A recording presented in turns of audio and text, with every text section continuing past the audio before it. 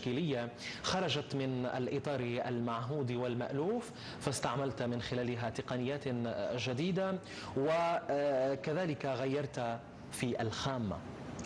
نعم. فالفنان ليس حبيس تقنية أو خامة معينة. نعم.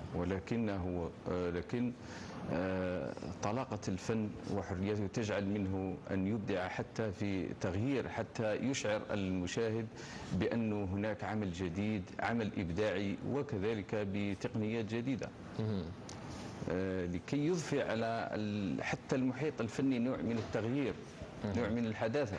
نعم. هل هذا دليل على سعة خيال الفنان التشكيلي حينما ينوع ويخرج عن العادة، عن المألوف في هذا الميدان؟ سعة الخيال من المفروض كذلك أنه يستشفها المشاهد والمتذوق للفن من خلال الأعمال الفنية، لأنه الفنان يقدم أعمال ليس بالضرورة أنه يرسم لنفسه، وإنما يرسم إلى جمهور، وهذا الجمهور لابد أن يتعرف على ما هو جديد من نقدر نقول من لحظة إلى أخرى ومن زمن إلى زمن، فلا بد من التغيير.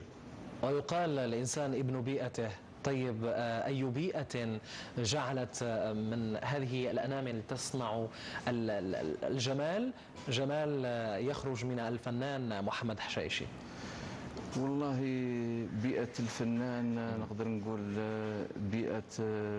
البيئة تنطلق من الطفولة، من الإحساس، من ما يشعر به الفنان، لأنه يعيش في مجتمع فيه متغيرات وفيه أحداث يريد أن يعبر عليها، وبالتالي نقدر نقول لابد من إبداع جديد.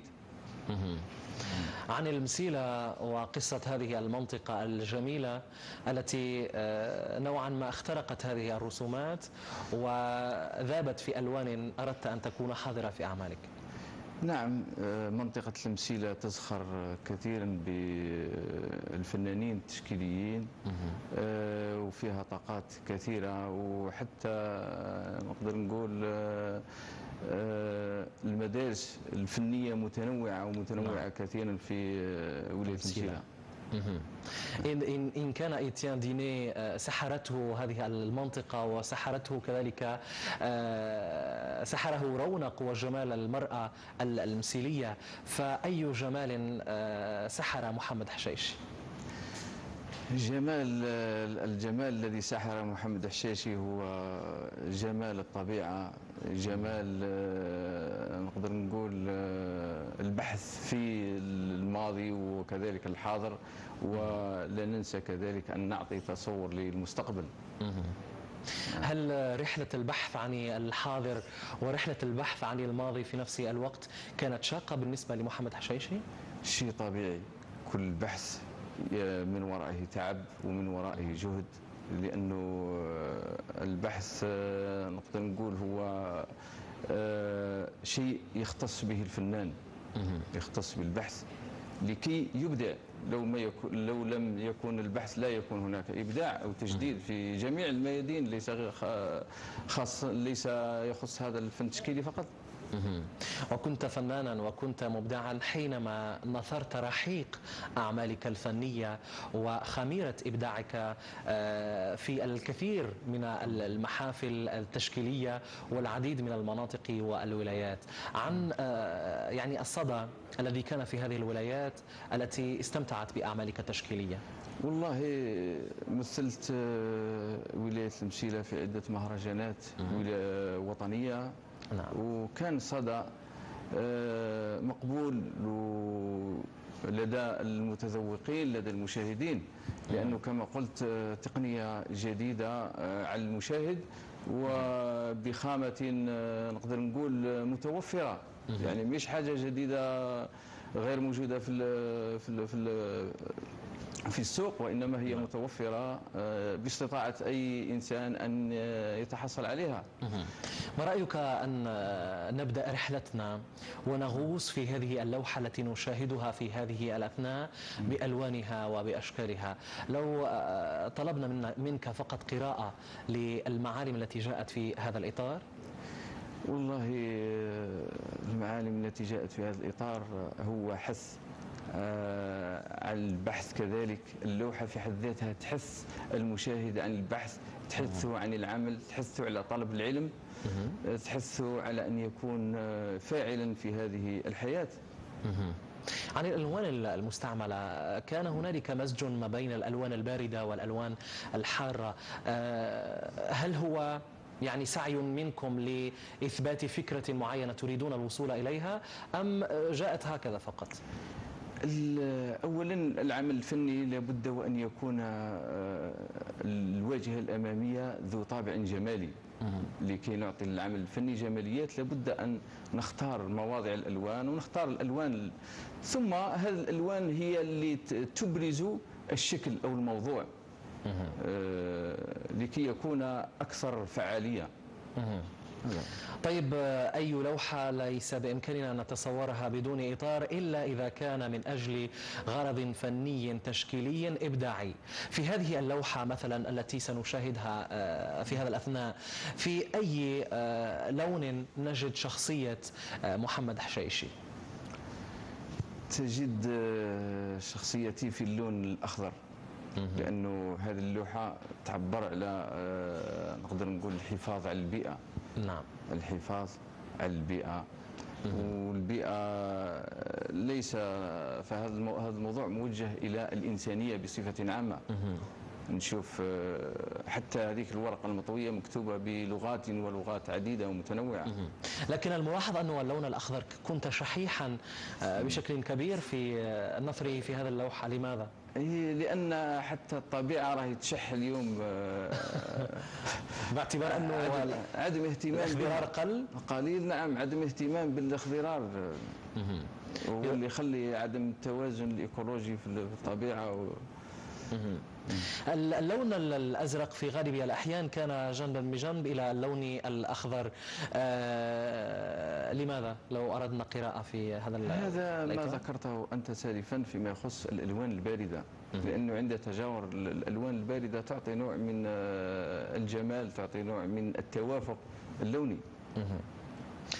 في الأعمال الإبداعية التي أنتجتها على طول مشوارك الفني، أكيد هنالك عمل سيظل عزيزا وسيظل مخلدا في ذكراك. أي هذه الأعمال؟ والله العمل اللي في الذاكرة نتاعي هي كل نقدر نقول لك أنا ليس عمل واحد فقط، بل هي مجموعة من الأعمال. هي فلتات الكبد؟ هي فلتات الكبد، نعم. الشيء اللي نتذكره اللي أثر فيا وهو عمل فني خاص بالرئيس الراحل هواري بومدين. نعم. لأنه تلك المرحلة أثرت وكانت منعرج في مساري الفني. من ذلك الوقت بدأت نقدر نقول الموهبة تنمو. وهذه الموهبة كانت انطلاقتها من بلد عزيز وجميل وضحى من أجله الكثير والكثير. نعم. طيب، علم الجزائر في هذه اللوحة نراه واضحا. نعم. قراءة؟ هذه اللوحة نقدر نقول بمناسبة أو موجهة أو تعبر عن معاناة الشعب الفلسطيني، وخاصة ما تعرضت له غزة. تظهر لنا اللوحة مسار عظيم للثورة الجزائرية، والتي يمكن أن تكون مرصد وتكون مرجع لهذه الدول التي تريد أن تتحرر. طيب، مذهبك في هذه الحياة تفاؤلي؟ نعم، تفاؤلي إن شاء الله. تتفاءل في أي الأمور؟ هل في الأمور الحياتية فقط أم حتى في الأمور الفنية الإبداعية؟ في الأمور الحياتية وفي الأمور الإبداعية. لماذا؟ لأنني أرى كل يوم طاقات متجددة وطاقات جديدة خاصة في جزائرنا الحبيبة. هذه الطاقات تتفاءل بها خيرا كي تحمل مشعل الفن التشكيلي في الجزائر؟ نعم. هل تسعون لأن تكون هذه الطاقات أنيسكم في تشكيل مثل هذه اللوحات حتى تأخذ منكم ولو القليل؟ نعم، تكون أنيسنا وتأخذ من أعمالنا، والفنان هو يؤثر ويتأثر، ليس بالضرورة أن يكون يؤثر، ولكن كذلك يتأثر بمواضيع بأعمال فنية أخرى. إن كان إنسان من وإذ كان شيئا، ما هو هذا الشيء الذي يؤثر في شخصية محمد حشيشي كي تخرج مثل هذه الأعمال جميلة من أنامل حساسة وأنامل بريئة؟ الشيء الذي يؤثر في أعمالي أو الذي نتأثر به هو نقدر نقول مواضيع تهم المجتمع بصفة عامة، لأنه كما قلت سالفا الفنان لا يرسم لشخصه وإنما يرسم للمجتمع، يرسم إلى المتذوقين. وكذلك نجد أنه اليوم يخصنا شيء فقط اللي هو قراءة الأعمال الفنية وإثراءها، وكذلك حصص تشرح الفن التشكيلي، تشرح الأساليب الفنية وأنواعها وتطورها. لأنه كما نشوف أنا في الأسلوب هذا لابد من قراءة من ناس مختصين، ناس لهم علاقة بالفن، ناس أكاديميين، ليس بالضرورة أن يكونوا فنانين وإنما نقاد أو لهم شهادات في النقد الفلسفي للفن التشكيلي. هذا راح يثري الأعمال الفنية في الجزائر.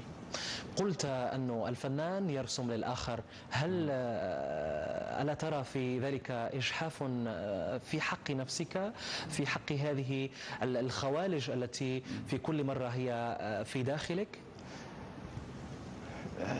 يعني أنت أجحفت على نفسك باعتبار أنه قلت ترسم فقط للآخر ونفسك من رأيي. هذاك الشيء الخفي، الشيء الخفي في اللوحة، هذاك هو تاع الفنان. أما الشيء الظاهر فهو للمجتمع. يعني أنا لم استثني الفنان من أنه موجود وحاضر في العمل الفني. حينما تقول كذلك أنه الفنان يقوم بإنتاج ويقوم بتشكيل أعمال فنية تشكيلية جميلة كي تروق للمشاهد وتروق للجمهور، ماذا تنتظر من هذا الجمهور؟ ننتظر من الجمهور أنه يتفاعل مع هذه الأعمال، ولما يتفاعل ويكون فاهم لهذه الأعمال كذلك هذا يزيد تشجيعا للفنان حتى أنه يبدع أكثر. لأن الإبداع في حد ذاته يكون ليس فقط بأنه يقوم بالعمل دون قراءة لهذه الأعمال، دون دراستها، دون التعرف على هذه الأساليب وهذه التقنيات. تؤكد على يعني قراءة اللوحات وتقريبها من الجمهور بطريقة أو بأخرى. هل يعني في كل معرض شاركت فيه كنت تجلس جنبا لجنب إلى اللوحة وجنبا إلى جنب نفس الشيء يعني أمام يعني الجمهور كي تشرح له وكي تقرأ له المعاني التي يحويها ذلك الإطار؟ نعم، كنت إلى جانب لوحاتي، ولكن ما لاحظته أنا أقوم بإعطاء بعض الفلاشات خاصة بهذه الأعمال الفنية حتى يستطيع الجمهور فهمها. ليس بالضرورة أنني أشرح كل ما أقوم به، ولكن الشيء الذي أصطدم به هو عدم الأسئلة، عدم يعني هل ترى ملاحظات في الآخر؟ ملاحظات سطحية. هذا إن دل على شيء إنما يدل على كاين وجود صعوبة للفهم الفن التشكيلي في الجزائر. بالرغم من أنه يعني المعالم الأولى من هذا الفن التشكيلي تدرس في المدارس حتى للأطفال، نتمنى أن يزدهر أكثر وأكثر الفن التشكيلي في الجزائر كي نبقى دائما محافظين على الأدوار الأولى الريادية أقول في عالم الفن التشكيلي. شكرا جزيلا لكم. في الختام كلمة ممكن؟ في الختام كلمة من هذا المنبر، أحيي زملائي الفنانين خاصة فناني ولاية المسيلة، محمد بن خالد، أستاذ هباش بشير ومجموعة كبيرة، شلبي، رضوان، حجاب، الذوادي، أرجم. نعم. كذلك ما ننساش الفنان الصغير التلميذي اللي راه يدرس عندي ودا المرتبه الاولى في المهرجان تيبازا للفنون التشكيليه المدرسيه، رحماني اشرف، ونقول له عيدك مبروك، ونتمنى ان شاء الله يزيد في العمل وفي الابداع. كذلك شيء اخر اللي هو انه نتمنى يوفقكم الله تعالى في هذه الحصص، لأنكم تهتموا بالفن التشكيلي، وهذا شيء جميل ونعتز به، والله فرحت وأنا فرحان بهذه الحصص اللي راكم تقدموها.